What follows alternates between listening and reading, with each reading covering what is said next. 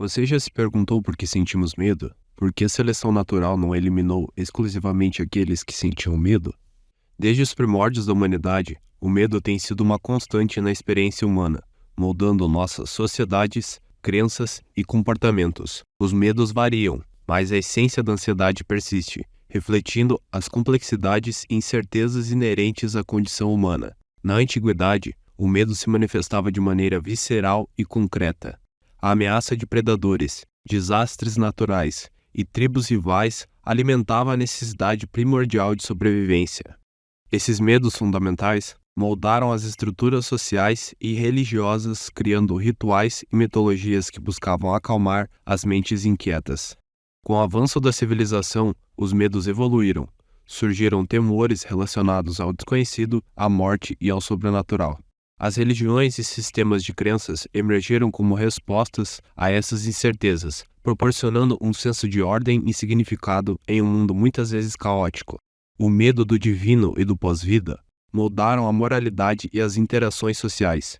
Na antiga civilização egípcia, o medo estava frequentemente entrelaçado com suas crenças religiosas e cosmológicas. Os egípcios tinham uma visão complexa do mundo, onde a vida após a morte desempenhava um papel fundamental.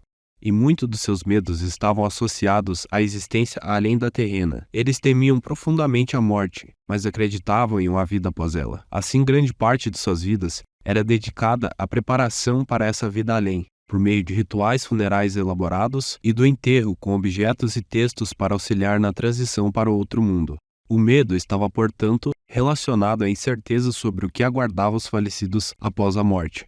Além dos deuses, os egípcios também acreditavam em seres sobrenaturais, como demônios e espíritos malignos. Rituais mágicos e amuletos eram frequentemente utilizados como proteção contra essas forças temidas. Na mitologia grega, o medo era frequentemente personificado como Phobos, filho de Ares, o deus da guerra, e Afrodite, a deusa do amor e da beleza. Phobos era retratado como o deus que acompanhava Ares para o campo de batalha, incutindo medo nos corações dos inimigos. Seu nome, Phobos, é a origem da palavra fobia em muitas línguas modernas, denotando um medo intenso e racional. Além disso, nas tragédias gregas, especialmente nas obras de Sófocles, como Édipo Rei e Antígona, encontramos profundas explorações do medo como uma força motivadora e destrutiva. Os personagens enfrentavam medos interiores, frequentemente ligados ao destino trágico e à inevitabilidade da vida. O medo do desconhecido, do destino e dos deuses era uma preocupação central na tragédia grega. Os filósofos gregos também discutiam a natureza do medo. Aristóteles, em Ética a Nicomaco, aborda um papel de medo na vida ética, sugerindo que pode ser um meio de evitar o vício e promover a virtude. Platão, em seus diálogos, examina o medo como uma manifestação da alma humana e como uma força que pode moldar o comportamento moral. Durante a Idade Média, a peste negra e outras pandemias desencadearam temores coletivos que assolavam comunidades inteiras.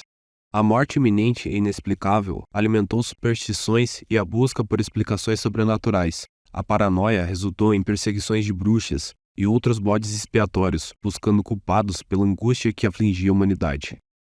A Revolução Científica trouxe consigo uma mudança de paradigma, desafiando antigas concepções do mundo e revelando novas fronteiras do desconhecido. O medo do inexplicável deu lugar a uma busca pela compreensão racional. No entanto, novos medos surgiram à medida que o progresso científico e tecnológico avançava, trazendo ameaças como armas nucleares e alterações climáticas. O século XX testemunhou o surgimento de temores globais, como as guerras mundiais, a Guerra Fria e o medo da aniquilação nuclear. Paralelamente, os avanços tecnológicos como a internet abriram portas para novas formas de medo, o medo da perda de privacidade e da disseminação de informações falsas. Hoje a humanidade enfrenta desafios existenciais complexos, mas agora também se mistura com ansiedades sociais e individuais. O medo faz parte do nosso ser, atuando como uma autopreservação. É uma resposta vital para situações de perigo iminente, seja físico ou emocional. Se não sentíssemos medo, muitas vezes não conseguiríamos evitar ameaças legítimas. É uma reação natural de proteção. Então, de onde se origina esse sentimento? O medo é uma herança que carregamos de nossos pais. Certos medos foram incutidos em nós. A necessidade de pertencimento é fundamental para os seres humanos. O medo de ser abandonado ou rejeitado pode originar-se de experiências passadas de separação, trauma emocional ou instabilidade nas relações interpessoais. Já o medo de falhar pode surgir de expectativas excessivamente altas, pressões externas ou experiências passadas de críticas severas associadas ao fracasso. Perfeccionismo muitas vezes está ligado a esse tipo de medo. Isso ocorre porque nossa mente opera atemporalmente, sem diferenciação entre o passado e o futuro. Tudo o que vimos parece acontecer no presente, e isso nos mantém sempre alerta aos riscos. Existem inúmeros tipos de medo: o medo do escuro, de dirigir, de altura, de perda, de envelhecer, financeiro, entre outros. É um sentimento intrínseco e único, moldado pelas vivências individuais. Os medos podem ser categorizados com base em suas intensidades, indo desde ansiedades menores até fobias graves. Por exemplo, uma pessoa pode sentir um leve desconforto ao falar em público, enquanto outra pode experimentar um pânico extremo que interfere significativamente em sua vida diária. As escalas de medo muitas vezes incluem uma gradação de respostas que variam de desconforto leve a medo intenso. Essas escalas são frequentemente usadas em pesquisas e avaliações clínicas para medir a gravidade dos sintomas e ajudar os profissionais a personalizar as abordagens terapêuticas aos pacientes em consultas. Não só isso, mas a psicologia considera o impacto funcional do medo na vida cotidiana.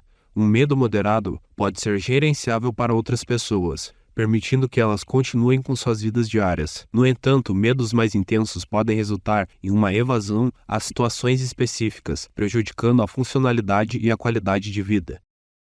O medo tem alguma ligação com a ansiedade?